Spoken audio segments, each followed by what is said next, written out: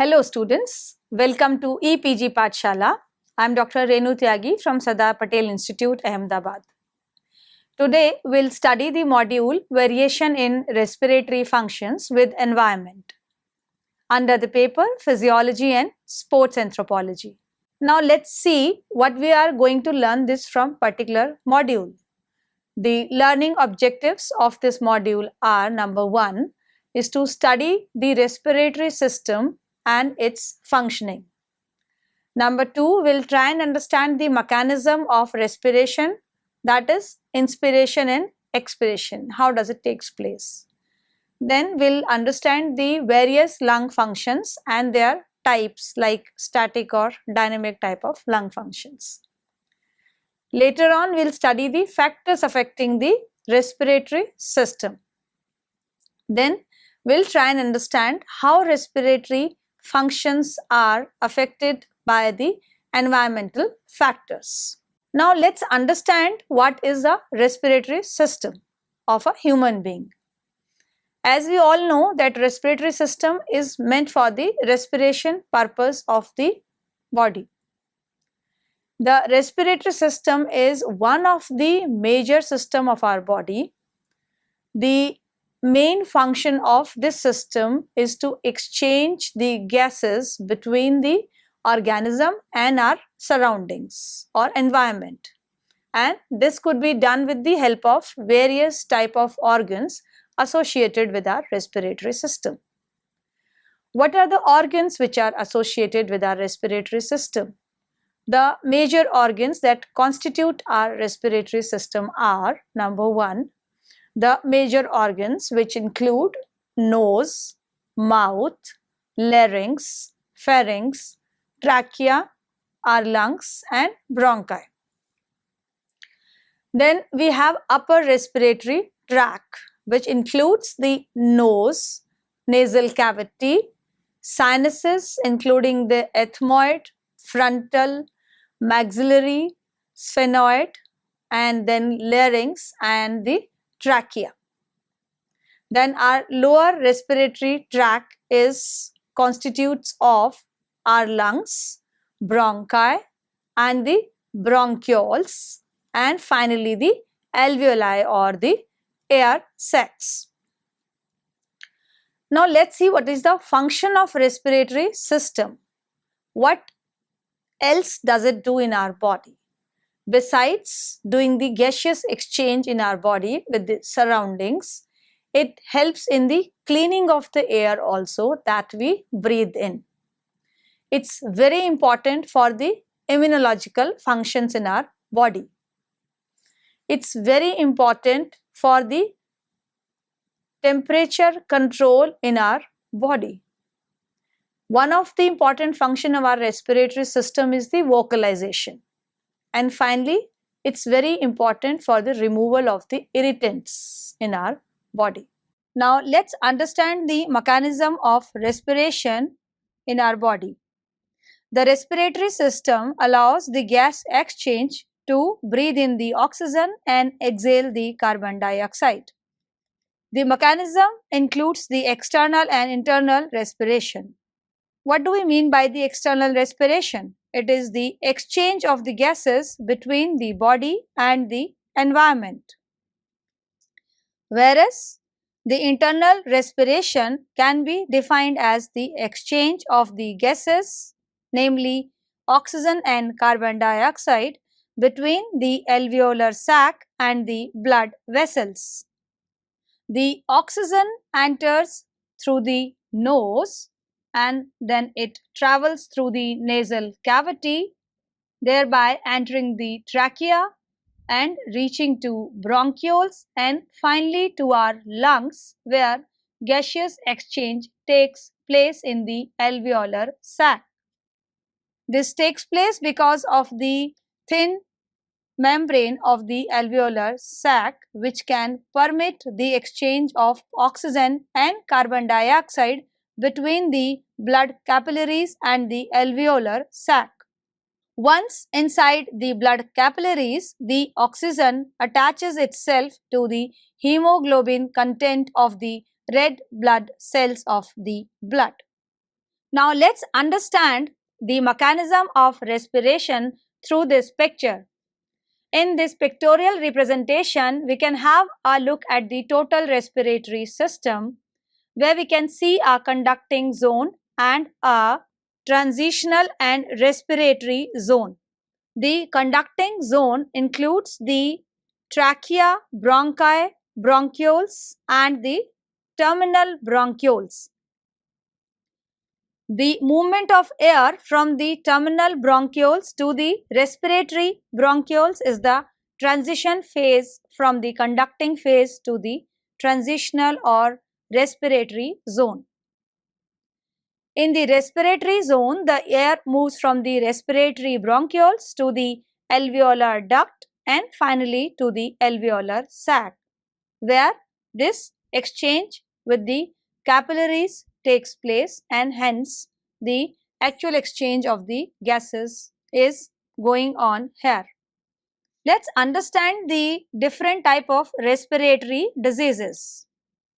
What do we understand by the respiratory diseases? It is a medical term that encompasses the pathological condition affecting the organs and tissues that makes the gaseous exchange possible in higher organisms. The respiratory diseases range from the mild and the self-limiting, such as the common cold, pneumonia, pulmonary embolism, asthma, cystic fibrosis, emphysema, or chronic obstructive pulmonary disorder, that is COPD, and sometimes even cancer. Now let's understand the respiratory diseases and to the part which they affect during the occurrence. The respiratory diseases might affect our upper respiratory tract. It may affect our trachea or bronchi. There are different diseases which influence our bronchioles, our alveoli pleura or pleural cavity. It might affect the nerves and the muscles of the breathing, thereby influencing the normal respiratory procedure in the body. The proper functioning of the respiratory system is measured with the help of different lung functions. The lung functions are described as the functional capacities of the lung. The different type of lung functions can be broadly categorized into two main groups, which is volume and the capacities. Those compartments of lungs which are non-overlapping are known as the lung volumes, such as the tidal volume, residual volume, etc. On the other hand, the overlapping compartments, which are due to the result of two or more volumes, are known as the lung capacities, such as vital capacity. Now let's understand the static lung functions. Static lung functions are the type of lung functions that are measured independent of time. The sum of lung functions which are static are residual volume, that is RV, and tidal volume, that is TV. Now let's define the residual volume. It may be defined as the volume of air remaining in the lungs at the end of a maximum expiration. And what is tidal volume? It may be defined as the volume of air that is taken in during the inspiration or out during the expiration in a single breath. Let's understand some more type of lung functions. For example, the inspired reserve volume. This may be defined as the maximum volume of air that could be inhaled from the end tidal inspiration. The next is the expiratory reserve volume, which can be defined as the maximum volume of air that could be exhaled from the end tidal expiration. The next lung function is the respiratory rate. It can be defined as the number of breathing cycles per minute. The minute ventilation is another lung function which can be defined as the volume of air inspired or expired in 1 minute during a normal respiration. The minute ventilation can be calculated as the product of tidal volume and respiratory rate. Now let's come to the capacities. The first one is the inspiratory capacities. It can be defined as the maximum volume of air that could be inhaled after normal exhalation. The inspiratory capacities IC is equal to the summation of tidal volume and inspiratory reserve volume. Some other static lung functions include the vital capacity. The vital capacity, that is VC, can be defined as the maximum volume of air that could be exhaled after maximum inspiration. Mathematically, it can be represented as that VC is equal to IC plus ERV, that is, it's the summation of inspiratory capacity and expiratory reserve volume. Then next, let's see what is functional residual capacity FRC. It can be defined as the volume of air remaining in the lungs by the end of a normal exhalation. So FRC, it's the addition of expiratory reserve volume and the residual volume. The last static function which we have to study is the total lung capacity, which is defined as the maximum volume of air that the lungs could contain or they can hold. The total lung capacity is the addition of our vital capacity and the residual volume. Now let's come to the dynamic lung functions. What do we understand by the term dynamic lung functions? The dynamic lung functions are measured with respect to the time, and it is helpful in various changes in lung function with changes in the activity. The different type of dynamic lung functions are forced vital capacity, forced expiratory volume in 1 second, and the maximum voluntary ventilation. The forced vital capacity, that is FVC, may be defined as the maximum volume of air that could be exhaled as fast as possible after a maximal inspiration. Let's see what is forced expiratory volume in 1 second, that is FEV1. It can be defined as the maximum volume of air that could be exhaled by force in the first second after maximum inhalation. The maximum voluntary ventilation, that is MVV, may be defined as the greater amount of air that could be breathed per minute by breathing as deep and as fast as possible. This picture shows us the representation of different type of static lung functions on a graph. As we can see from this picture that all the static lung function, including the tidal volume, vital capacity, total lung capacity, residual volume, the inspiratory capacity, are clearly marked in this graph. Now let's have a look at the factors which influence our respiratory system and its functioning. The respiratory system is greatly affected by the environmental factors and hence bring the variation in our lung volumes and capacities and overall lung functioning. The major factor which influence our respiratory system are the ecological factors. And some of those ecological factors are the high temperature, colder temperature, high altitude, and the air pollution. Let's have a look how does temperature changes influence our respiratory system or its functioning. The people living in the warmer climate are generally leaner and taller.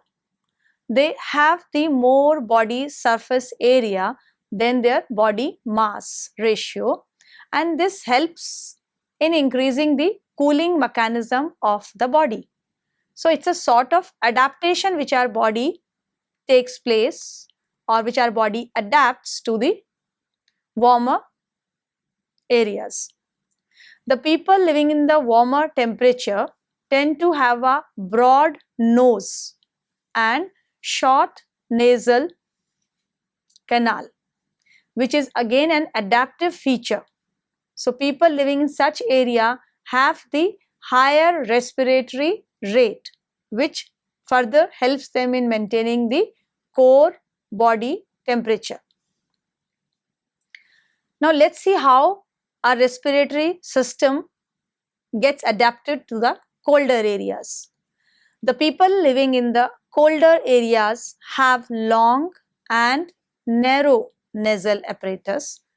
This is again an adaptive feature as the air outside is colder, and if this colder air is inhaled by the individual, this could be harmful for the lungs. So the long and the narrow nose helps to warm the air before it reaches to our lungs. Now let's see how our respiratory system get adapted to the higher altitude, or the people living in the higher altitude. The people living in the higher altitude acclimatize to the environment by having a barrel shaped chest, and this shape of chest helps to increase the lung volume. An increase in the alveoli and capillary area leads to an increase in the lung volume, so that they can inhale a larger volume of airs at the higher altitude where there is a lower atmospheric pressure. On the contrary, the people who live on the lowland areas or the plains, when reaches the highland areas, then acclimatization occurs because they have to adapt themselves to the higher altitude.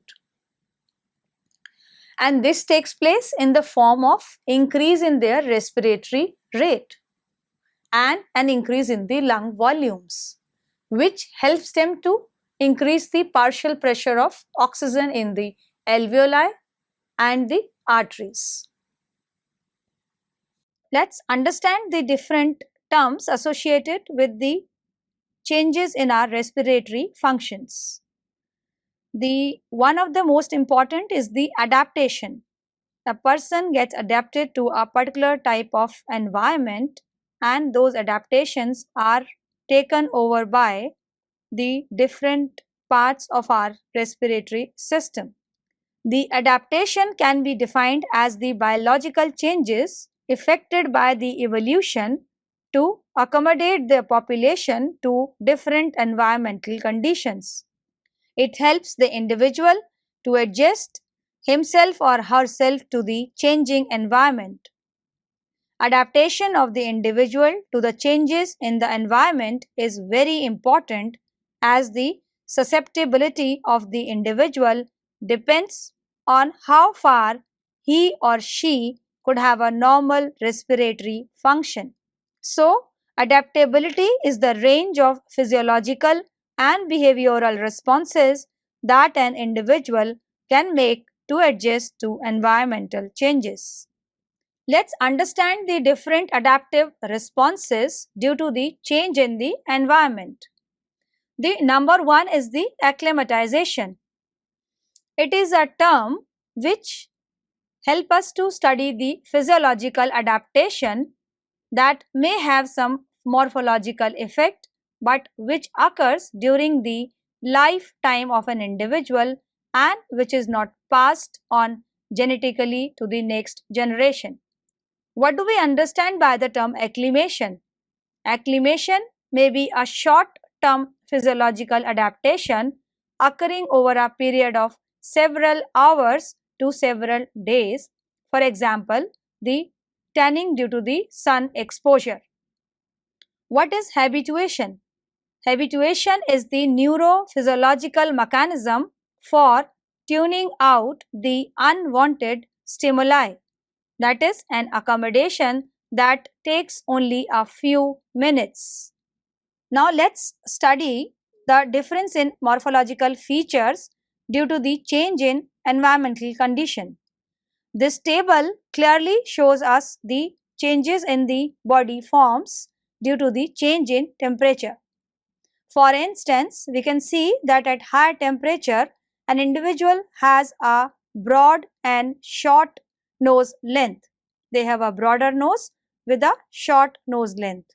Besides, their body size is also short and they are thin in body size. Their skin color is generally dark. On the contrary, the people who are living in the colder climate have a narrow nose and they have a long nose length. Their body size is large and plump and their skin color is generally lighter. The people who are living in the warm climate have the sweating mechanism to cool the body and thereby maintaining their body temperature. The people in such areas have higher respiratory rate, which increases the blood flow to their skin and thereby it helps in maintaining the core body temperature. This mechanism is quite helpful in the warm and less humid areas. This pictorial representation shows us the adaptation due to the high temperature. The respiratory rate, as we have already seen, that it increases with the change in temperature or with the increase in the temperature. This further induces a blood flow or more blood flow to the epidermis.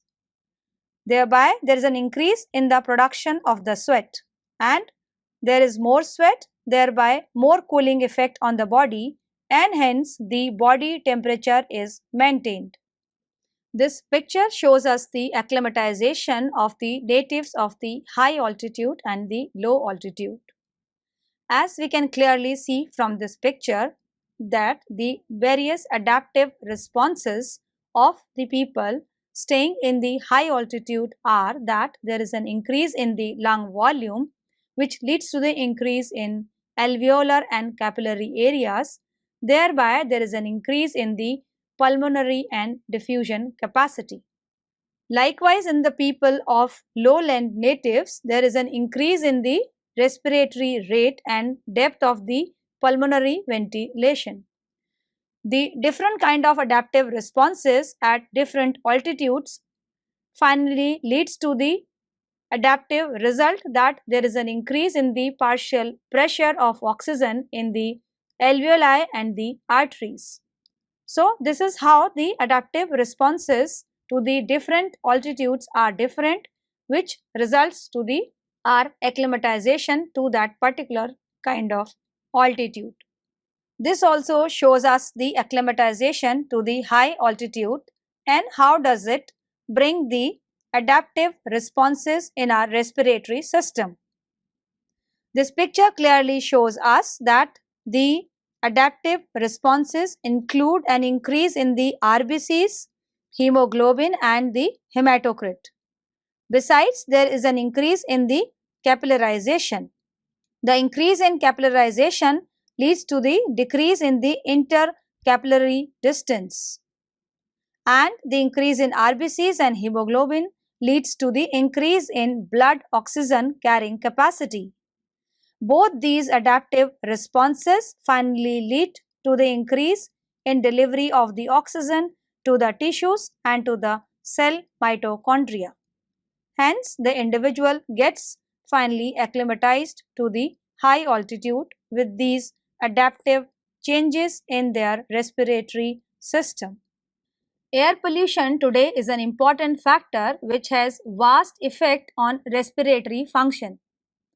The air pollution is caused by the introduction of the air pollutants like particulates, biological molecules or other harmful material into the Earth's atmosphere that cause possible diseases or deaths to human and damage to the other living organisms.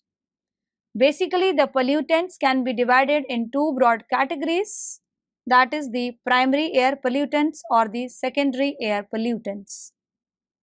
Primary air pollutants, they are the harmful substance that is emitted directly into the atmosphere.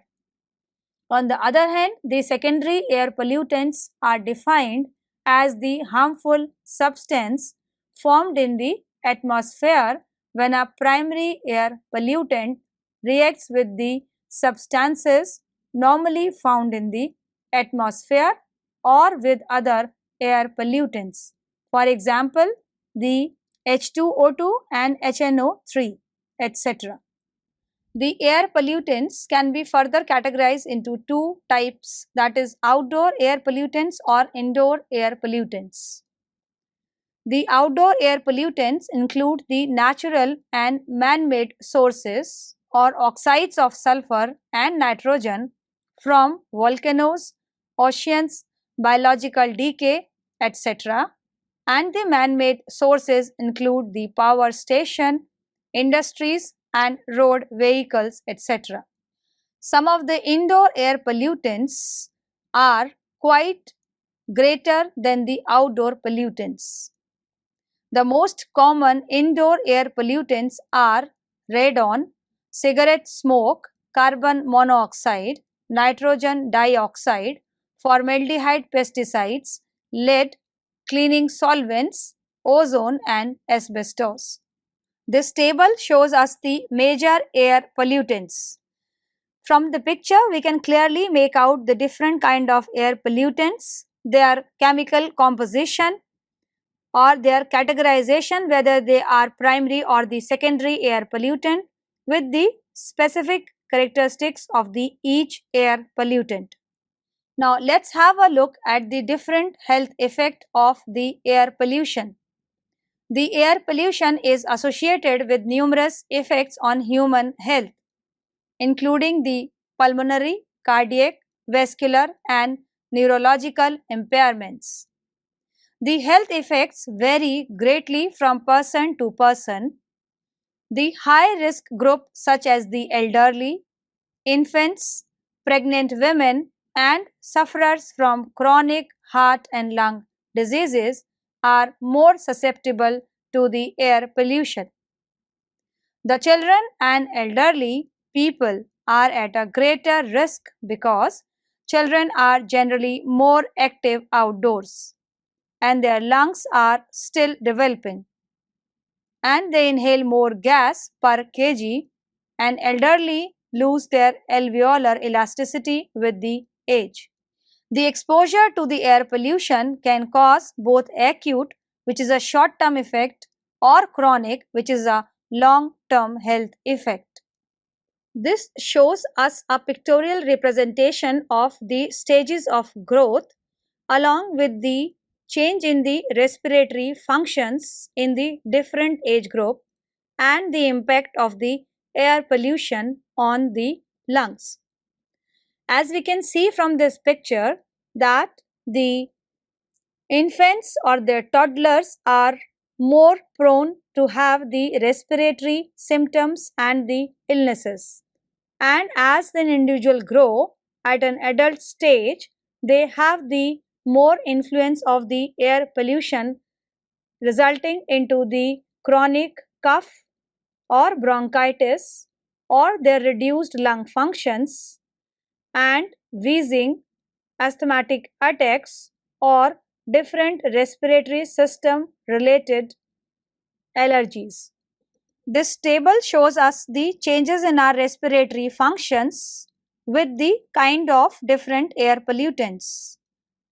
The table shows us that with an exposure to the pollutant like ozone or nitrogen dioxide or particulate matter or sulfur dioxide, there is an increased prevalence of respiratory symptoms or bronchial hyperresponsiveness.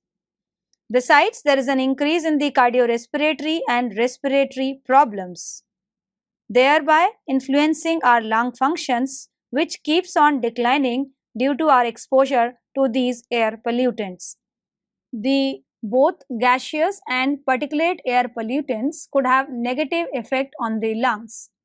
The solid particles could settle on the walls of our respiratory system, that is trachea, bronchi and bronchioles, and thereby causing the obstruction in the airways. These cause the reduction in lung volumes and lung capacities are affected.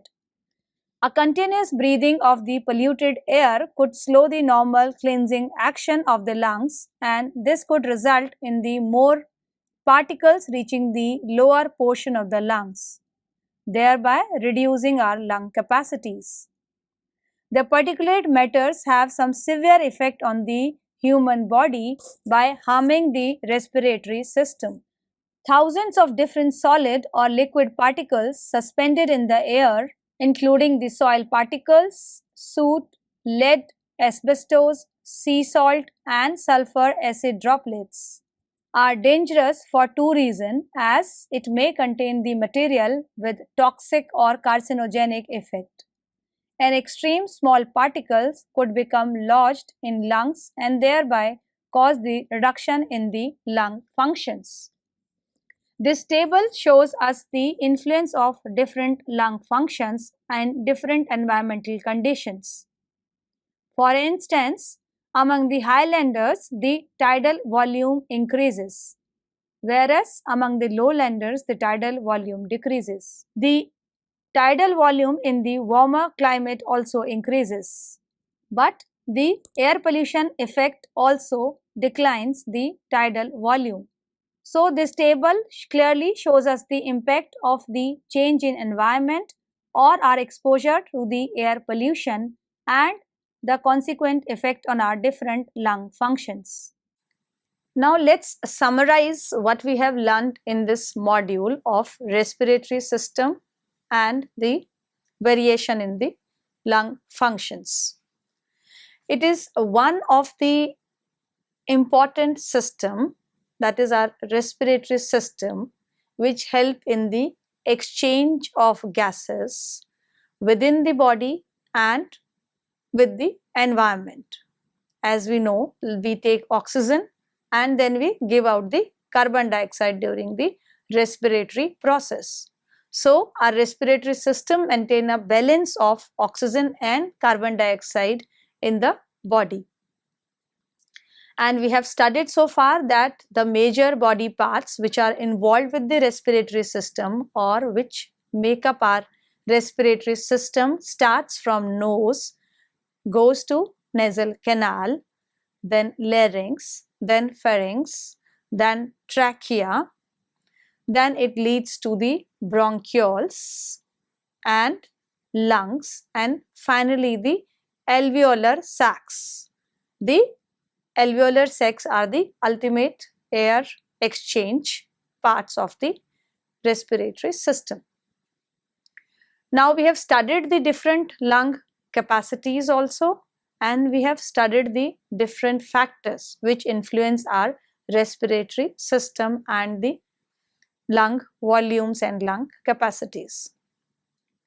Out of all the studies, lung volumes and lung capacities, the total lung capacity mostly remains same in the adults, unless the lining of our lungs, the internal linings of our lungs, are obstructed by some particular matter or other chemical substances like the smoke or similar material. The other lung functions generally reduce as the body gets exposed to the air pollutants. So, air pollution is a major threat to our lung system. A reduction in the lung function causes various respiratory and associated cardiorespiratory problems. So, those levels of the air pollutants need to be controlled to a great extent. And we have also learned that the ecology is the major factor which brings the variation in our lung functions. And what are those environmental or ecological factors? The major two are the temperature and the altitude. They are the major ecological factors which influence the variation or brings about the variation in our lung functions. And due to those changes in temperature and changes in the altitude from lower to the high altitude, or the people from high to low altitude, similarly people who are living in the warmer climate or people who are living in the colder climate have acclimatized themselves to the particular environment. These acclimatization results in the proper adjustment to the ecological environment the person is staying in. Adaptation, acclimatization and acclimation results in the change in the physiological activities and cause the or brings the changes in the respiratory functions accordingly. And out of all those ecological factors, we have learned that pollution is the major threat or is the root cause of several cardiorespiratory and respiratory diseases among the human beings. As we have studied so far, that it may cause several ill effects on the human body, but the extent of the effect depends on the physical fitness of an individual. The physical fitness of an individual depends on the way one adapts to that environment and the changes in the respiratory functions, which ultimately helps the individual to adjust their body as per the environment. Thank you.